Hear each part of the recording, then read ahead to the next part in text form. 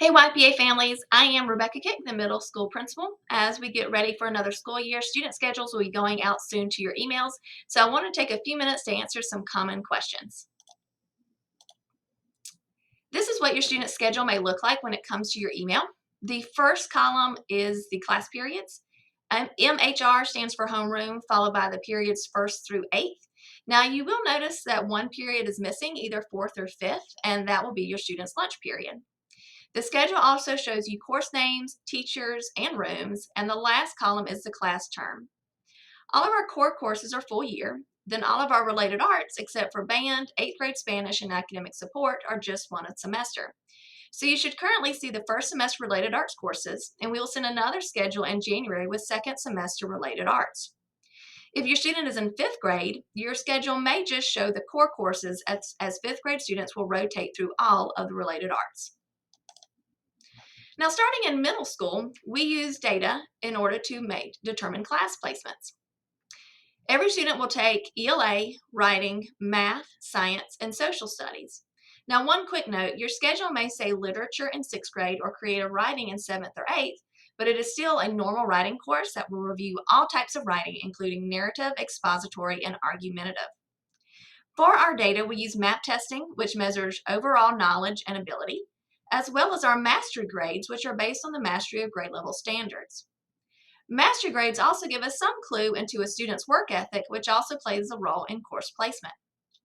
Lastly, we work with our teachers to review the data and discuss best fit for our students. The next step in our course placement process does factor in space limitations, as we do limit the number of students in each class. Most of our core classes will be either honors or standard. It is important to remember, though, that that level is just a starting point for learning and support. For example, we will expect students in our honors classes to be able to work more independently and move through content more quickly. However, all of our core classes, honors and standard, will work through the same grade level standards. The only exception to this is math, which does work through advanced standards, but also includes some spiraling, so students can continuously work with both their grade level and advanced standards. However, no matter where a student is placed, we can still work with them to provide remediation or enrichment based on their needs. To answer some other common questions about our core classes, we do not place based on GT letter in middle school, so just because a student is labeled as GT does not mean they will automatically place in honors.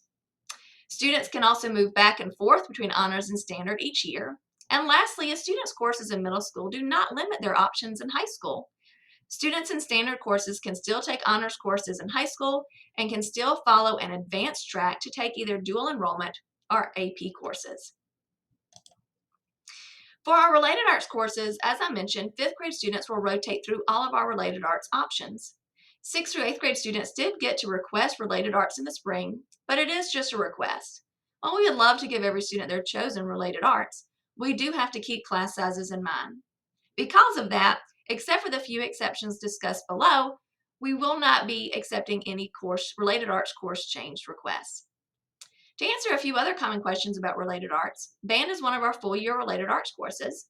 Students are only signed up for band if they requested it. So if you think you should be in band or are not, or should not be but are, please get in touch with Mr. McCall, our middle school band teacher. Once schedules go out, all band roster changes must go through him.